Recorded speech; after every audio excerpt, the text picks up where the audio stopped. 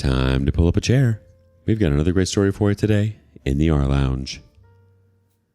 Toxic workplaces have an expiration date, and it looks like this one finally hit its limit.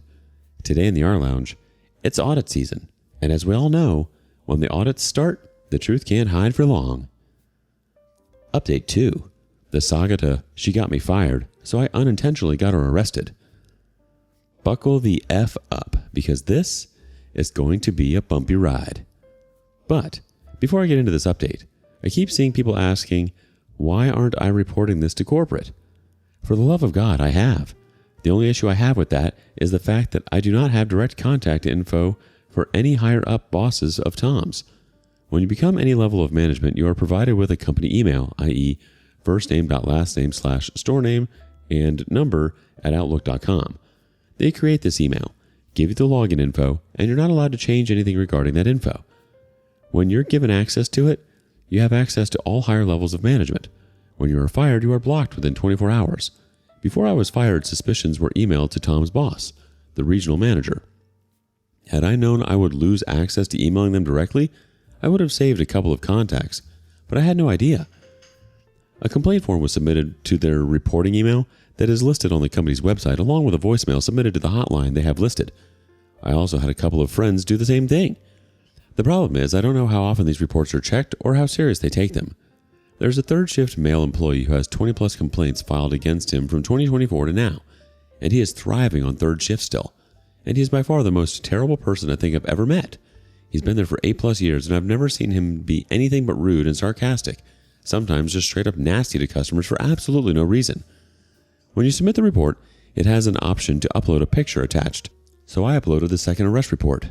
I also submitted my reports with full transparency, meaning filling out my full name and phone number, as well as reports filed anonymously by friends.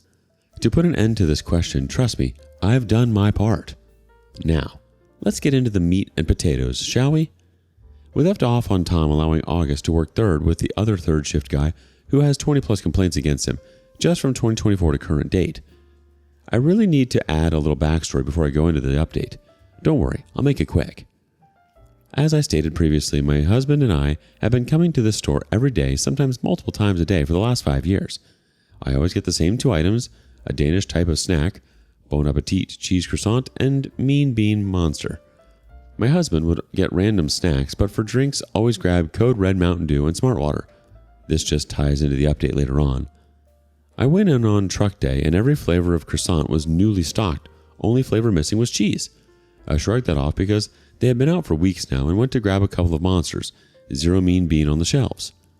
My husband comes up to me at self-checkout and asks if I want a different brand of water and a different soda because they were out of Code Red and Smart Water. It's about 12:15 a.m., so August is there, and so is the terrible third shift guy, so I knew he wasn't going to check in the back. August comes walking from the bathroom sniffing non-stop, and I immediately knew I just caught her coming from a party of one, and she looked like she just got done cranking a fat effing rail. I stopped her and asked if she would mind going and checking for these items because maybe she hadn't been in there to put up the new stock yet. She says, "No, I was running late on my order submission time, so I didn't get a chance to order those." I find that strange, so I asked about the croissants, because there's vendors that come in and stock those themselves. She says, "Oh, you still buy those? Sorry, I didn't think you bought them anymore." I just laughed and said, "Okay, all good, don't worry about it." She's full of crap. They've been out of stock for the last 3 weeks, and the last time they were in stock, I bought every single one. She said she'd made sure he left some next week, that she'd also have our drinks in too. I don't speak another word to her. I just nodded and we left.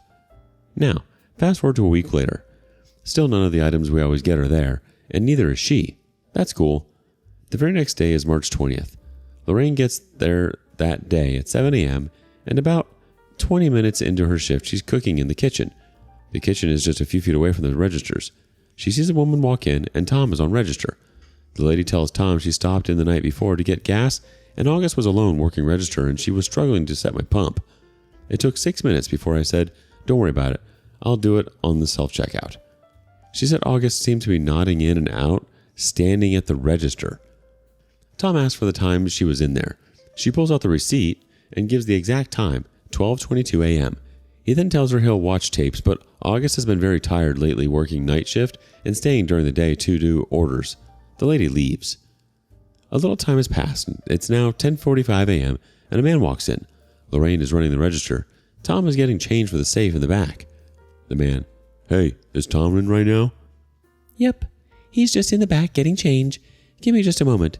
She goes to get him. Tom comes up to the front. "Hey, buddy, what can I do for you?" "Man, I just wanted to let you know I came in last night around 1:30 a.m. There was a couple of customers already in here standing around. Some people used the self-checkout and left, but a couple of us were waiting around. I just figured August was off grabbing something for someone, but after about 8 minutes we were still all kind of talking, and no one there had seen August since they walked into the store. So we also used the self-checkout and left."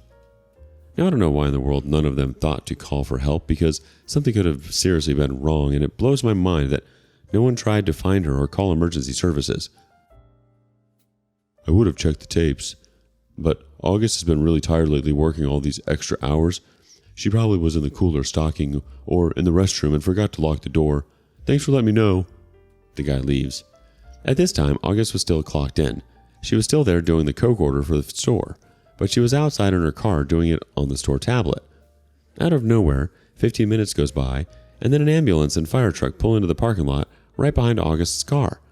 Tom goes running out there, not knowing what's going on. Someone had been parked by August and seen she was passed out with a syringe in her hand and a baggie with stuff in it sitting in her open wallet. They must have been genuinely concerned. I would have been. The medics wake her up. They ask her to let them check her out. She declines. The fire chief walks over to Tom and asks him, "Was August still working on the clock?" Tom says yes. "She's just out here doing our Coke order." Chief says no, she was sleeping and seems to be very groggy and under the influence. Tom tells him the same thing he's been telling everyone. Poor thing is just so really tired. They obviously weren't buying any of it, and they must have informed police when they were leaving that they needed to come check her out because she's under the influence and planning to leave work soon. So here we go again. Another Boys in Blue party, and it is lit. They wasted zero time, already had K9 at the time of arrival, and that bright little pooch alerted almost instantly. So she is put in handcuffs, leaning against the car. She had a little time while the medics were there to try and hide her dope, but all she did was zip close her wallet. Tom comes out again. "Hey, what's going on here?" "Sir, stand back. We'll talk with you in a moment." They find her stash and utensils, so they start tearing the rest of the car apart. "It's not mine.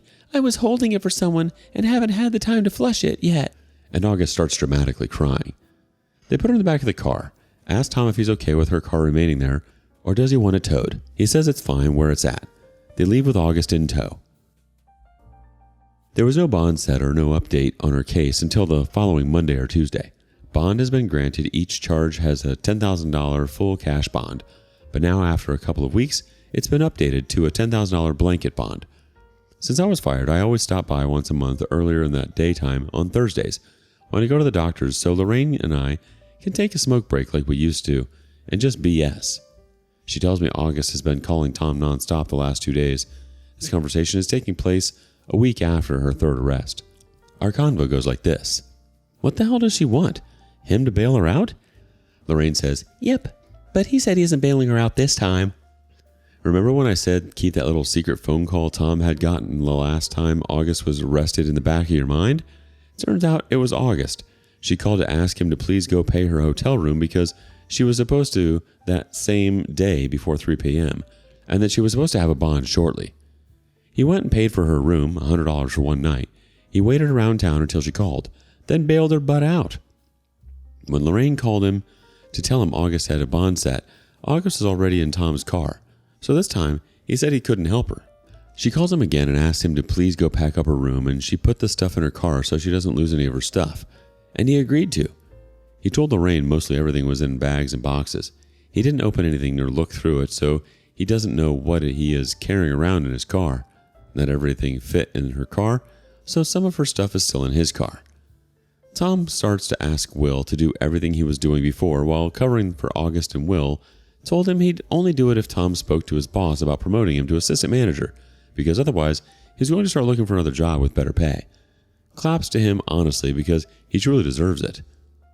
Tom agreed to do that.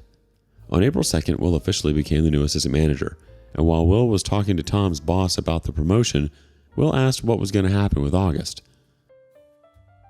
Tom's boss said he didn't have to worry about August anymore. Last week, August and her attorney contacted Tom and asked him if he could print out a letter stating August's employment so that maybe the judge will let her out in work release and outpatient rehabilitation. Tom had spoke to August many times before now, but was too much of a coward to tell her she no longer had a job waiting for her. So he finally had to tell her with the attorney listening in. August has the audacity to ask Tom to just write a letter claiming she's his personal assistant, runs errands for him and does his laundry, etc. Tom says he has customers at the register and has to go. Tom tells Lorraine he's not going to do that because he doesn't want to get caught up in anything she's got going on, but who knows if he'll actually do it or not. The day after August was arrested, March 21st, I woke up to a ton of pictures from Lorraine and Will in our group chat. They were all pictures of stacks and stacks of Mean Bean and Code Red and Smart Water in the walk cooler below. None of them had known because she always told everyone to stay out of her cooler. That was her job. It's the only thing she ever did there. And then we find out the broad wasn't stocking anything. She was just getting high and getting paid to literally sit in a cooler for hours. It's April 16th and August is still sitting in county.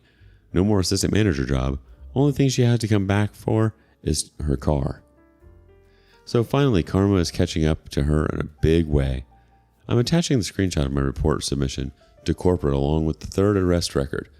Thank you for sticking with me through these rocky posts. These are my first submissions, so I'm definitely a noob when it comes to Reddit.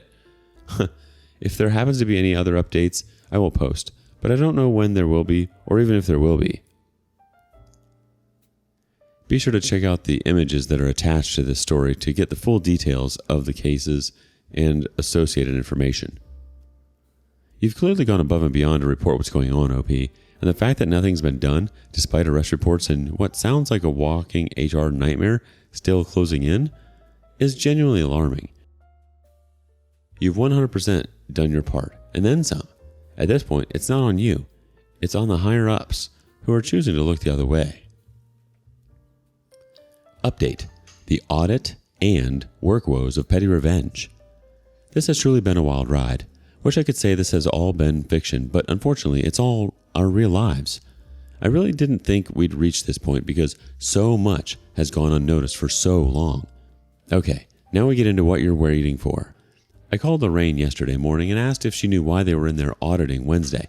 This was our convo, not verbatim, but summing it up. Girl, what the F was going on Wednesday? Why are they auditing again already? Apparently, since January, our theft has jumped 83%. They don't believe it's an outside issue. They'll believe it's from inside too, because it's not just your regular sandwich here, snack there, a drink or two in the pocket. We're missing 4 cases of pizza, 2 cases of pork tenderloin sandwiches, a pallet of Mountain Dew Voltage, and a lot of beer. Holy crap. Well, whoever works loss prevention is going to have fun watching 3 months worth of footage. We're assuming August, correct? Yeah. But I also just talked to Kane today, Tom's boss, and I told him we all submitted reports to the complaint form, and we, her, Will and I, all think Tom has been covering for her for a long time. She said that was first thing Thursday morning and that Kane made a phone call to his higher up. So, did he say anything else? Yep, but only after he pulled Tom to his office about 1:15 p.m. He came out and Tom clocked out, didn't say a word and left. I asked Kane what was going on and he said, "The team has decided to put Tom on leave immediately pending an investigation. We don't have a floating manager available, but you are qualified. Do you want to run as a manager temporarily?" She said yes, she'd do it no problem. Lorraine is very qualified. She uses the managed speedway, and their system is the exact same as theirs. This phone call is on speakerphone, and Will jumped in. "Yeah, Kay, guess what? Remember when I had pneumonia and COVID, and Tom still wanted me to work? August was here all that day, and was just in the cooler." "Yeah, when you could barely stand and really needed to leave, and Tom told August since she was there on her day off, she could finish the last 2 hours, and she told you, just effing leave, get the F out?" "Yup. I showed Kane those text exchanges between Tom and I, and how he made excuses for her cussing at me. Kane said the store has been run unprofessionally for far too long, and he's here to fix the problem. Thank God." "Good, crap bud. I guess better late than never." "I asked Kane what your hiring status looked like, He said that you're not on their do not hire list, and depending on how all this turns out, your job back may be in order. Guys, I miss you. I do. But I don't think that's what I want anymore, to be honest. I know our goal was to make all these issues known and maybe fight to rehire. I just don't know if that's where I'm at right now. As long as the store is a better work environment for you all, I'm good. They're going to fire Tom. I know it. When they do, I'm applying to run the store full time, and I will fight for you. I know you would, love. Hey, you should find out if you have the power to get rid of Darren, third shift 20-plus complaint guy in a year. Oh, I plan to. We talked for a while, but not about the store anymore. Not going to lie, I didn't believe they submitted reports. I genuinely thought they were too scared. But they did, and she made Kane aware of the reports. I think loss prevention had been watching, but with August gone already, I think they were needing it to total up losses to see if it was worth pursuing charges or just cutting ties with her. Also, I think it was important for Kane to come in and actually speak to the crew, because in shady workplaces, even if people don't say what's going on, doesn't mean they didn't see what was happening. This is the update for now. I don't think we'd hear something back so quickly, or that it would be Tom put on leave. I think he thought he got away with everything free and clear. He might not have taken anything from the store himself, but he's just as guilty. Have a great weekend, everyone. Going back? Heck no. I don't blame you one bit. Even if the door's cracked open, sometimes the best thing you can do is walk past it and keep moving. You helped shake things up, got the right people paying attention, and made it better for folks still there. That's more than enough. Have you ever worked in a place where toxic management pushed you to the brink? Share your stories with us in the comments below. And thank you for joining us today in the rLounge. Be sure to like and subscribe and hit the notification bell so you don't miss out on our next video. Until next time. And please put your chair back where you found it.